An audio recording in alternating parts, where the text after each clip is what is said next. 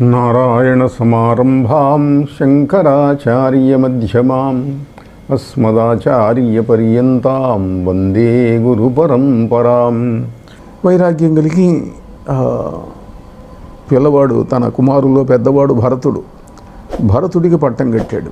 భరతుడికి పట్టం కట్టి మిగతా పిల్లలందరినీ కలిసి కొన్ని వందల మంది పిల్లలు ఉన్నారు. అరుగులో కనాలే ఎంతమందిని కంటే అంత గొప్ప. మరి సృష్టిని పెంపొందించడానికి వచ్చిన వాళ్ళు కదా వాళ్ళందరూ కూడా. అంటే భరతుడికి పట్టం కట్టి నాలాగా భరతుడిని చూసుకోండి, నన్ను ఎట్లా భక్తితో సేవించారో భరతుడిని చక్రవర్తిగా తండ్రితో సమానంగా మీరు చూసుకోండి అని చెప్పాడు. మనకు రామాయణంలో కనిపిస్తుంది. సుమిత్ర దగ్గరికి లక్ష్మణుడు వచ్చాడమ్మా, నేను అడవికి వెళ్తున్నాను సీతారాములతోటి అన్నాడు. అంటే ఆమె అంటుంది, రామం దశరథం విద్ధి మాం విద్ధి జనకాత్మజాం అయోధ్యాం అటవీం విద్ధి గచ్చతాత యథాసుఖం.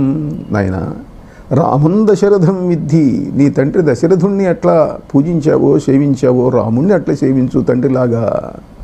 మాం విద్ధి జనకాత్మజాం, సీతాదేవిని నన్ను తల్లిగా ఎట్లా పూజించావో సీతాదేవిని అట్లా భావించు. అయోధ్యాం అటవీం విద్ధి, అడవిలో తిరుగుతున్నావు దాన్నే అయోధ్యగా భావించు. గచ్చతాత యథా సుఖం, నైనా వెళ్ళిరా, నీకు సుఖంగా ఉంటుంది, మంచి జరుగుతుంది, మేలు జరుగుతుంది అని సుమిత్ర ఆశీర్వదిస్తుంది లక్ష్మణుణ్ణి. అట్లనే భరతుణ్ణి కూడా నాయన మీరందరూ కూడా తండ్రిలాగా చూసుకోండి అన్నారు.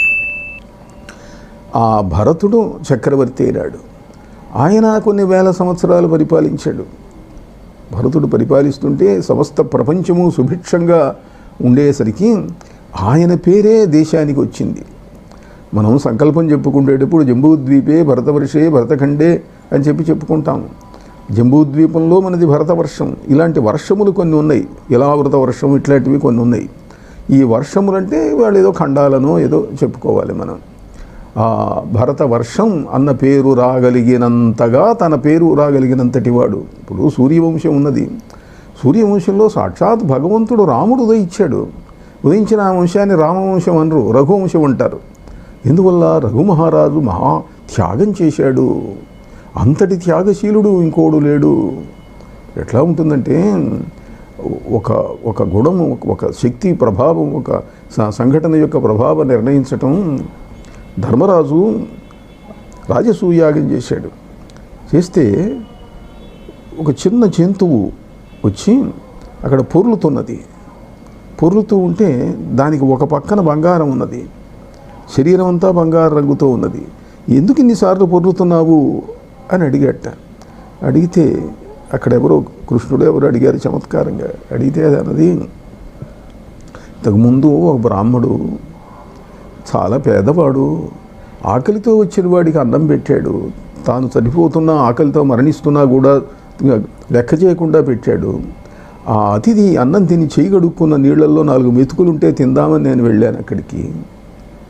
తింటుంటే ఆ నీళ్లు పొర్లినటువంటి నీళ్లలో నా ఒక శరీర భాగం తడిసింది. అది బంగారంగా మారిపోయింది. ధర్మరాజు రోజు 10,000 మందికి అన్నదానం చేస్తున్నాడు. 1000 మందికి అన్నదానం చేస్తే మోగే గంట నిరంతరం మోగుతూనే ఉన్నది, రాత్రింబగళ్ళు మోగుతూనే ఉన్నది. ఎన్ని వేల లక్షల మంది అన్నం తిన్నారు. ఇంతటి మహానుభావుడు అని చెప్పి ఈ చేతులు కడుక్కున్న నీళ్లలో నేను పొర్లుతున్నాను, 2వ భాగం బంగారం అవుతుందేమోనని కాలేదు. అంటే మరి ఇన్ని లక్షల మందికి ఆయన అన్నం పెట్టాడు, ఆయన ఒక్కడికే అన్నం పెట్టింది ఆ బ్రాహ్మడు. అక్కడ లక్షల మందిని కాదు, భావము త్యాగము ప్రధాన. ధర్మరాజుకు ఉన్నది పెడుతున్నాడు, ఆయన తింటున్నాడు. ఆ బ్రాహ్మడికి లేదు, ప్రాణత్యాగం కూడా చేసి కూడా అన్నం పెట్టాడు అతిథికి. అట్లా ఉంటుందన్నమాట. ఆ విధంగా త్యాగానికి గొప్ప విలువ ఉన్నది. అందుకే త్యాగేనైకి అమృతత్వమానశు న కర్మణా న ప్రజయా ధనేన త్యాగేనైకి అమృతత్వమానశు. భగవంతుడి యొక్క అనుగ్రహం కలగాలి, బ్రహ్మానుభవం కలగాలి అని అంటే వేదచోదితమైన కర్మల వల్ల కాదు, సంతానం వల్ల కాదు, ధనం వల్ల కాదు, త్యాగం వల్ల వస్తుంది అని మనకు ఉపనిషత్తులు చెప్తున్నాయి. అట్లా ఈ భరతుడు పరిపాలిస్తున్నాడు. తనకున్నదంతా త్యాగం చేశాడు. అయినా 1000 సంవత్సరాలు పరిపాలించాడు. పరిపాలించి ఇంకా వైరాగ్యం కలిగింది, అన్నీ వదిలేశాడు. వైరాగ్యం కలిగింది. శరీరము ముసలితనం వచ్చినా, ఫలితమైన జుట్టు తెల్లబడ్డా వైరాగ్యం రావటం లేదు అని అంటాడు శంకరుడు. అంగం గళితం ఫలితం ముండం దశన విహీనం జాతం తుండం వృద్ధో యాతి గృహీత్వా దండం తదపి నముంచత్యాశాపిండం. శరీరం ముసలితనం వచ్చింది, ముడతలు పడ్డాయి, జుట్టు తెల్లబడింది. అయినా సరే మానవుడు చివర కర్ర పట్టుకొని నడిచే స్థితిలో కూడా ఆశ పోవటం లేదు జీవుడికి. తదపి నముంచత్యాశాపిండం. ఓ ముసలాయన్ను పెద్దాయన్ను తాతగారిని మనవుడు వచ్చి అడిగాట, తాత అమ్మమ్మ మరణించింది, నువ్వు మళ్ళీ పెళ్లి చేసుకుంటావా అన్నట్ట. ఒరే నాకెవరు పిల్లనిస్తారట అన్నట్ట.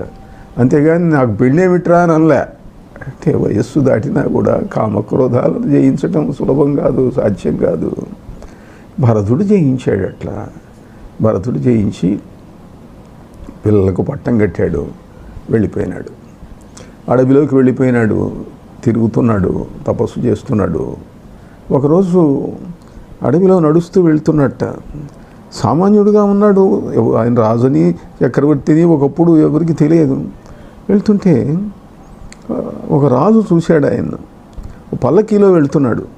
పల్లకీలో వెళ్తుండేటప్పటికి బోయేవాడికి ఏదో కాలికి దెబ్బ తగిలింది, వాడు పక్కకు తప్పుకొని కాలికి దెబ్బ తగిలింది, నడవలేకుండా ఉన్నాడు అన్నాడు. ఇంకెవడో ఒకరిని పట్టరాండి రా అన్నాడు. దోవన నడుస్తున్నాడు, పట్టుకొచ్చాను. రాజభటులు పల్లకీమై నువ్వు కూడా మిగతా వాళ్ళతో పాటుగా అన్నాడు. పల్లకీమై అనేటప్పటికీ ఏం చేస్తాడు, మోస్తున్నాడు. ఆయన ఏం పట్టించుకోలేదు అసలు. అంటే అవధూత స్థితికి వెళ్ళిపోయినాడు అతడు. దేన్ని పట్టించుకునే స్థితిలో లేడు. తీసుకునేటప్పటికీ కొంత దూరం పోయిన తర్వాత మోస్తుంటే ఇతడు అలవాట్లేదు కదా, కాస్త కాళ్ళు తడబడబడుతున్నాయి, తప్పటి అడుగులు అని వస్తున్నాయి. సరిగ్గా చూశాడు. ఎవరా సరిగ్గా నడవటం లేదు, బుద్ధి లేదా, ఏం జాగ్రత్తగా నడవక్కర్లేదా అని అరిచాడు మహారాజు. నేనన్నాను, మహారాజా బుద్ధి ఎవరికి ఉన్నది కనుక ఈ ప్రపంచమంతా కర్మానుసారంగా నడుస్తుంది. బుద్ధి కర్మానుసారిణి, బుద్ధి కర్మను అనుసరించి నడుస్తుంది.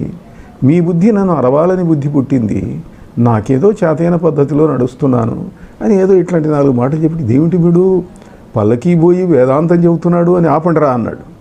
ఆపండిరా, అయ్యా మీరెవరు అన్నాడు. నేను ఎవరైతే ఉంది, నేను అనంతమైనటువంటి బ్రహ్మ పదార్థాన్ని. నాహం దేహో నేంద్రియాణ్యంతరంగః నాహం ప్రాణో నాస్తి కర్మాన బుద్ధి దారాపత్యక్షేత్రవిత్తాదిదూరః సాక్షీ నిత్యః ప్రత్యగాత్మా శివోహం. నాహం దేహో నేంద్రియాణ్యంతరంగః నాహం ప్రాణో నాస్తి కర్మాన బుద్ధి దారాపత్యక్షేత్రవిత్తాదిదూరః సాక్షీ నిత్యః ప్రత్యగాత్మా శివోహం. నేను ఏదీ కాదు ఈ ప్రపంచంలో, ఈ శరీరాన్ని కాదు, ఈ మనస్సును కాదు, ఈ బుద్ధిని కాదు, నా బిడ్డలు ఆస్తులు ఇవేవి నేను కాదు, నాకు సంబంధం లేదు. నేను ప్రత్యేగాత్మను, అన్నింటికీ సాక్షిని. I'm only a spectator. సాక్షి నిత్య ప్రత్యేగాత్మా శివోహం అన్నాడు. ఎప్పటికీ ఆశ్చర్యపడి వచ్చి కాళ్ళు పట్టుకొని, స్వామి మీరు మహానుభావులు, తెలియక మా వాళ్ళు మిమ్మల్ని బలవంతంగా బోయిగా తీసుకొచ్చారు, క్షమించండి. నేను వేదాంతం నేర్చుకోవటం కోసం ఋష్యాశ్రమానికి వెళ్తున్నాను, వెళ్లకుండా మీరే దొరికారు నాకు అని చెప్పి ఆయన ఏదో రహుగణుడు అని రాజు ఆయన పేరు. ఆయన అడిగాడు. ఆయన అడిగిన వాటన్నింటికి కూడా భరతుడు సమాధానం చెప్పాడు. ఇలా భరతుడి జీవితం గడుస్తూ ఉన్నది. గడుస్తూ ఉన్నాడు. ఒక చోట ఒక ఆశ్రమంలో ఉన్నాడు, నదీ తీరంలో ఉన్నాడు. నదీ తీరంలో ఉంటే ఒకరోజు ఒక లేడీ కడుపుతో గర్భవతి అయినటువంటి లేడీ వచ్చింది. అక్కడ దూరం నుంచి ఒక సింహం గర్జించింది. సింహం ఉన్నది అన్న భయంతో దానికి గర్భస్రావం అయి నదిలో పడే చచ్చిపోయింది. ఆ లేడీ పిల్ల అది మరణించబోతూ ఉంటే రక్షించాడు భరతుడు. రక్షించి, అయ్యో ఈ బిడ్డ మరణిస్తుంది నిష్కారణంగా అని దాని ఒళ్ళు గడిగి తీసుకొచ్చి ఆశ్రమంలో పెట్టుకున్నాడు. దాని మరి ఆహారం రోజు కాసిన ఏదో తాను తీసుకుంటే పళ్ళరసం పెట్టడం, ఏదో పాలు ఇవ్వటం, దాన్ని పెంచటం పని జరిగింది. అంటే నెమ్మదిగా దాని మీద మమకారం ఏర్పడింది. విష్ణు స్మరణ పోయి హరిణ స్మరణ వచ్చింది. లేడిని స్మరిస్తున్నాడు. ఆ వెనకటి రోజుల్లో వాళ్ళకి ఎట్లాంటిదంటే ఒక భావ తీవ్రత కలిగిందంటే ఇంకా దాంట్లో మునిగిపోతారు. జపం తగ్గిపోయింది, ధ్యానం తగ్గిపోయింది. ఈ లేడీ అయ్యో ఏమవుతుందో ఏమిటో, ఏ క్రూర జంతువు అన్నా వచ్చి దీన్ని చంపుతుందేమో, ఇంకా దాని మీదనే దృష్టి, దాన్ని పెంచడం, అది పెరిగింది, పెద్దదైంది. కొన్నాళ్ళకు మరణించింది. అది మరణించింది. ఎప్పుడైతే జపము ధ్యానము ఇవన్నీ మానేశాడో అతడి తపశ్శక్తి తగ్గిపోయింది, అతడికి మరణం వచ్చింది, శరీరం పతనమైంది. మరణించే సమయంలో కూడా ఈ లేడీ ఏమైపోతుందో అని మనస్సులో ఉన్నది. లేడీగా పుట్టాడు. యద్భావం తద్భవతి.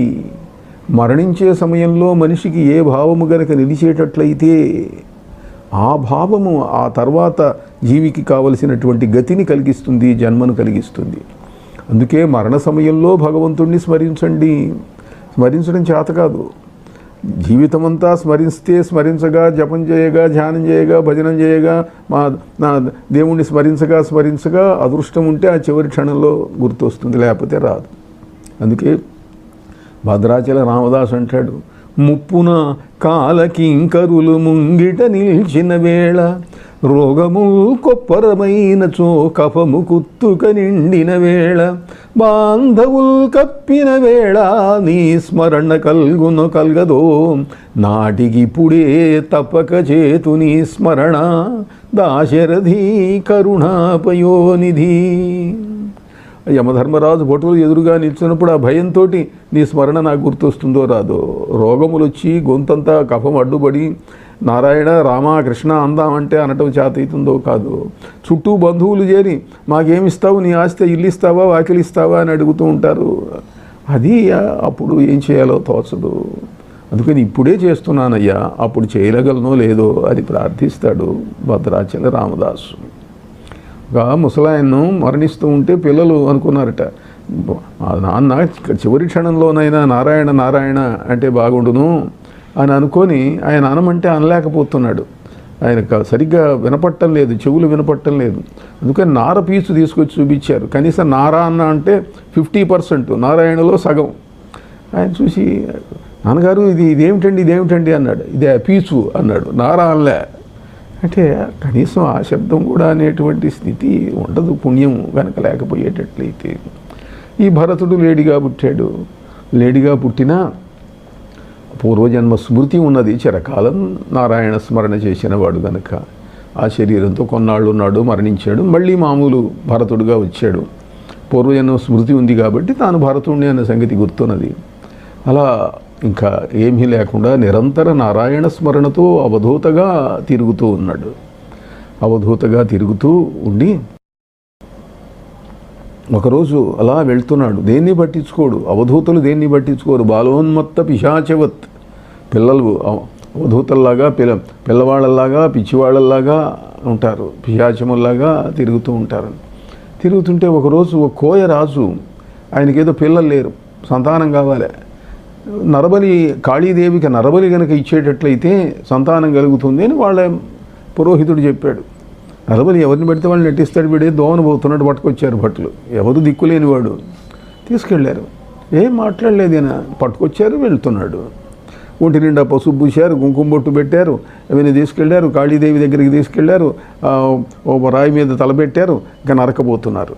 నరకపోతుంటే ఆయన ఏం లేదు, చంపగా వచ్చిన వాని ఎందు కరవాలమునందును కాళీ ఎందు తానచ్యుత భావముంచే. చంపటానికి వచ్చిన వాడి ఎందు, కత్తి ఎందు, కాళీదేవి ఎందు ఆయన అంతా నారాయణమయం అన్నాడు అని భావిస్తున్నాడు. భావిస్తుండేటప్పుడు కాళీదేవి చూసింది, ఈ విష్ణు భక్తుడిని చంపుతున్నారా వీళ్ళని. ఆ ఒక్కసారి ఆ విగ్రహంలో నుంచి లేచి విజృంభించి అక్కడ ఉన్న వాళ్ళందరినీ నరికేసింది కాళీదేవి కత్తితోటి.